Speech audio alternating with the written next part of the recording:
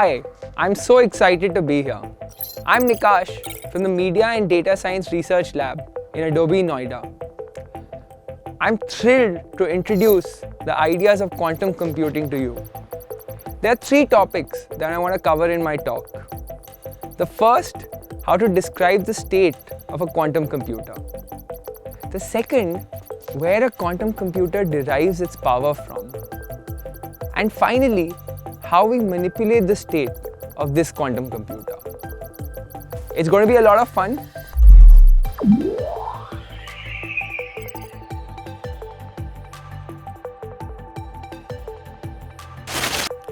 So let's start with the simplest quantum system, the qubit. A classical bit is boring. It can be either 0 or 1. A quantum bit or qubit is far more interesting. It can be in a state 0 or 1, but it can also be in a superposition where it is in both states simultaneously. So in general, how do we describe the state of this mysterious qubit? Let's start with basis states. I want you to think of these as different observable states that a quantum particle can exist in. The weird angle brackets here is the Ket notation. So a value inside these brackets indicates a vector. And here we have the vectors for the 0 and the 1 state. Physically, you can think about these states as the different energy levels an electron can take in a hydrogen atom. So the 0 vector indicates the ground state, the low energy state. And the 1 vector indicates the excited state. But remember, a quantum system can be in a superposition of these basis states. So mathematically, a superposition is represented by a sum of the basis vectors with some amplitudes A and B. These amplitudes could be positive, negative, and strangely enough, even complex numbers. Okay, so we are saying that this particle is in a superposition state, AB. But what does it mean physically for a particle or electron in our example to exist in this state? I want you to think of an electron in this state in the following way. It is neither in the ground state nor excited state. Rather, it is in this interesting superposition state where it hasn't yet made up its mind. And now something very interesting happens when you try and measure the electron. Classically, one would think that we could extract the values of A and B by measuring it in some manner. But nature, it seems, is far more mysterious. When you measure this qubit or electron, it is forced to choose one of the basis states. So with the probability A square, you would see the electron in the ground state. And with probability B square, you would see it in the excited state. And here is what I want you to remember. Measuring a quantum system is like sampling probabilistically from this set of basis states. It will always give you only a single basis state. So that was one qubit. What happens when our quantum system has two qubits? We hope to get to many more. For a single qubit, we have two possible basis states and the vectors as discussed. For 2 qubits is very interesting. Each qubit can be in either the ground or the excited state. So we have 4 possible combinations now. 0, 0, 0, 1, 1, 0 and 1, 1.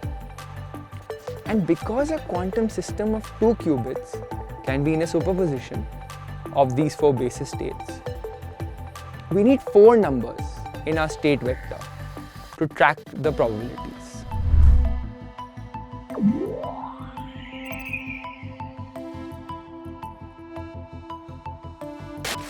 We saw earlier that if we have a single qubit, it can be in a superposition of two basis states, the 0 and the 1 state. For 2 qubits, they can be in a superposition of 4 states. Now if we generalize, you see where I'm going, n qubits can be in a superposition of 2 to the power n states. I'm going to repeat this because it is so important. A quantum system of n qubits can be in a superposition of 2 to the power n states. Now, any n-bit process or manipulation of this system leads to 2 to the power n amplitudes that are being modified under the hood. It is this exponential nature of the phenomena that gives you monstrous power. Let's see why. So imagine a 500 qubit system, right? So the number of states in a 500 qubit system is 2 to the power 500. Now how large is 2 to the power 500? Pretty large number. 2 to the power 500 is greater than the number of elementary particles in the universe multiplied by the history of the universe in femtoseconds. That's very powerful. What does that really mean? If you could somehow put a processor into each elementary particle in the universe and then run these processes for the lifetime of the universe, then you would be able to compute these 2 to the power 500 numbers. But with quantum computing, all we have to do is set up a computer with 500 qubits. Not straightforward. And because of this amazing superposition, we get this awesome computation for free. But remember, any measurement of this superposition will only give you a single basis state in accordance with the probabilities. So here's what's interesting. While nature performs this amazing computation behind the scenes, it only lets us sample from the result. And therefore, it is very important to manipulate the state of quantum systems in intelligent ways to solve problems of interest. And let's take an example. So we have our qubit in the state A, B. Now we want to somehow manipulate the state of this qubit. So how does this work? So the qubit is a vector. Now how do you modify a vector? You get a matrix, linear algebra, right? So we have the matrix called an operator, and it multiplies AB to give you the new state C, D. Right? Now there's one important property that this operator matrix needs to possess. Therefore, it's important to manipulate the system in intelligent ways to get desired results. So this is how the processing works. But there's a catch. You can't just use any matrix here. These operator matrices need to satisfy an important property. So if U is the operator matrix, then U multiplied by the adjoint of U should give the identity matrix. And that's mathematically important. An adjoint is just a transpose with the complex conjugates of the original numbers. So here are some examples of gates. We'll look at a problem of how to use them. But here we have the Hadamard gate, the NOT gate, and these are very popular in real quantum problems. So let's take a toy problem, right, just to understand the concept. So you have a qubit in the ground state, and you want to somehow convert it to the excited state. That's just the problem, right? So you take this qubit into your system as input. You run it through a NOT gate. A NOT gate flips the quantum system. So now the qubit has been flipped, and now you need to perform a measurement to actually get the answer, and that gives you the qubit in the excited state. So from this simple problem, we sort of get an idea of the computation model of a quantum computer. But let's look at it in a bit more general setting. So the input to the quantum algorithm is an n-bit string, like a classical computer.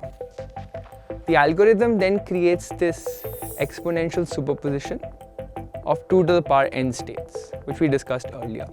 And we typically use the Hadamard gate for this, the Hadamard operator. Now in this 2 to the power 500 with these amplitudes, it uses quantum operators to manipulate this superposition. Now here's where some intuition needs to come in. So intuitively, the circuit designer or the algorithm is trying to increase the probability amplitudes of certain basis states, the ones that correspond to solutions to the problem we are trying to solve. So it does this many times. So you have one operator followed by another operator followed by another operator, and then we finally measure the system. So if our design was good, then the probability amplitudes of solution states are high. And so when we sample, when we measure, we are likely to get a desired answer from the measurement. To conclude, I'll discuss some very powerful applications, both within Adobe and outside, of this technology. So the first is quantum machine learning. I've personally been working in this area for a while, and there are amazing possibilities of applying the power of quantum computers to machine learning, especially neural networks.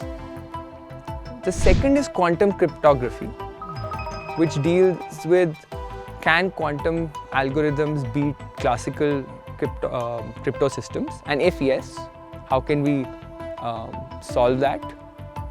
Maybe someday we'll have quantum crypto mining as well, which will be really interesting. Then there's a lot of applications in finance, particularly portfolio optimization and other classically hard problems. And finally, there are companies now looking at quantum computing for drug discovery. With drug discovery, finding molecular structures that will be useful to patients is a very difficult problem. So that's another very interesting area. And I mean, to leave you with a concluding thought, these machines are immensely powerful.